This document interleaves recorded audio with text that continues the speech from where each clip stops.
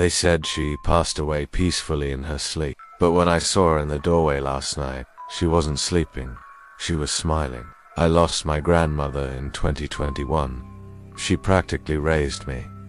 Sweet, soft-spoken, always humming old songs while cooking. Her death was sudden, a heart attack in her bedroom. My mother found her the next morning, eyes closed, peaceful, or so we thought. After the funeral, I stayed in her house for a few nights, just to take care of the place.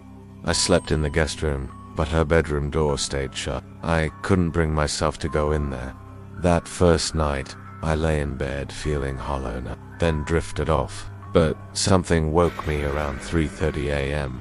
I couldn't move. My eyes fluttered open and locked on the hallway, just outside the door. I couldn't explain it, but the air felt heavy, like something was pressing down on the house. Then I heard humming, soft, familiar, the same lullaby she used to sing when I was a kid. The hallway light flickered, and then her door creaked open. I wanted to believe it was a draft, or the house settling, but that was no draft, because she stepped out. I couldn't move, couldn't scream.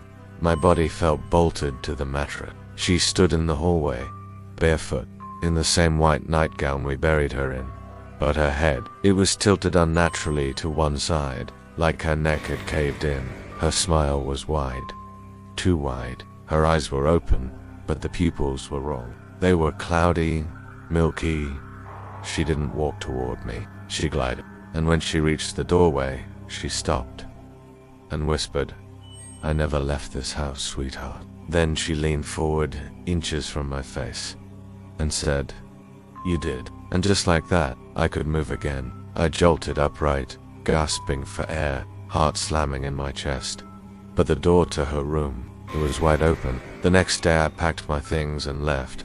I told myself it was just grief, a trauma response. But 3 days later, I found something in my bag, a folded photo. It was old, one of me and her in that same guest room, years ago. But someone had scratched my eyes out with a nail. On the back it just said, "You're not supposed to be here anymore." I haven't gone back to the house, but sometimes, around 3:30 a.m., I wake up frozen, and I swear I hear her humming outside the door.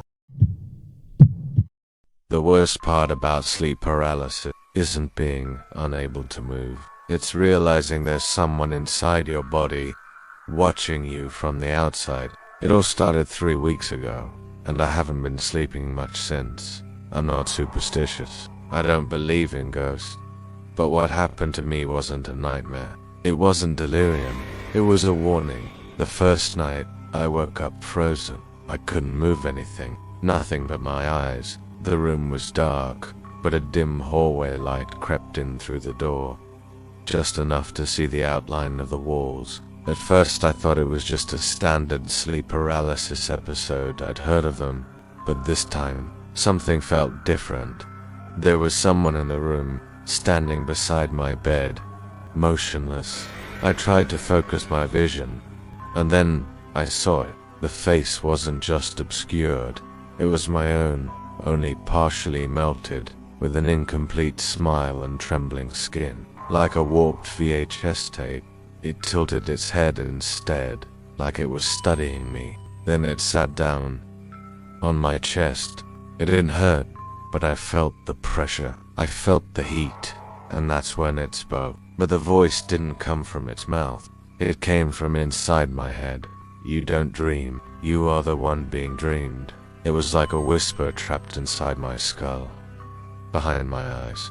The thing smiled wider, reached down, and touched my face. Its fingers were cold and stiff, like freshly dug up bone. I blinked, then suddenly I could move again. I jumped up, turned on all the lights. Nothing. Thought I imagined it, until I checked my security camera. I keep one in my bedroom corner, just in case. The footage from 3:08 a.m. For 37 seconds, there were 2 bodies on the bed. One lying still, me, and one sitting upright, facing away from the camera. When it finally turned to face the lens, the video glitched and cut out. The only thing that remained was audio, a low, wet breathing sound. followed by a whisper, "You're in the wrong place." The second night I locked every door, lights on, motion alarms. I even set my phone to record. Still, I woke up paralyzed again, but this time I wasn't in bed. I was on the ceiling, like my mind had floated upward. And down below, on the bed, were two versions of me. One asleep, one awake, eyes wide open, staring straight at me. Then the second me stood up and left the room, took my body with him, leaving my mind behind, stuck above, watching. Since that night, something's changed. My hands feel colder, lights flicker when I walk by, and sometimes my reflection takes a second too long to move. This morning, I checked the camera again.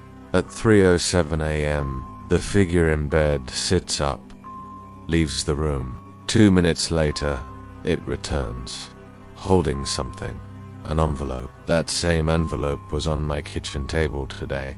Inside was a photo, a grainy, dim image of me, asleep.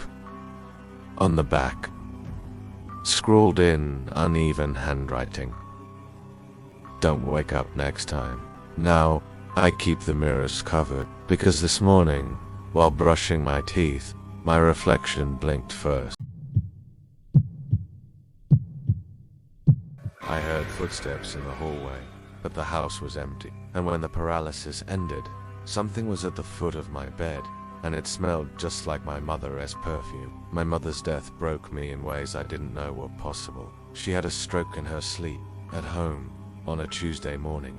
I was the one who found her. Since then, the silence in the house changed. It felt like the emptiness had taken on a shape. 3 weeks later, I had my first sleep paralysis episode. I woke up unable to move. Only my eyes worked, and in the darkness of my room, I heard the most familiar sound in the world. My mom's footsteps, that soft, dragging walk, the same one I used to hear when she came to tuck me in, but she was dead. I tried to move a finger, a muscle, nothing. The door to my room opened slowly, on its own, and in the gap, that sweet perfume she wore for years. It was unmistakable. A shadow entered and just stood in the corner. I saw a pale, waxy face, hollow eyes. I couldn't make out the face, but it had a frame, the same slightly hunched shoulders, and when it moved closer, but it was her. She slowly leaned in, placed an ice-cold hand on my chest, and whispered, "Why did you leave me there?" I wanted to scream, to say it wasn't my fault, that I tried, but my mouth wouldn't open. My eyes filled with tears. Then she smiled, but it wasn't her smile. It was too wide. The teeth looked wrong sharp. And then she said, "Now sleep. I'll wake you again tomorrow." I blacked out immediately. Since then, it's been happening every night, always at the same time, 3:03 a.m., always the same sound. Footsteps in the hallway, and each time she returns, she gets closer. Last night, I woke up with a handprint on my chest. 5 long, cold fingers. The mirror in my room was fogged up from the inside, and today, written in a finger, just one word.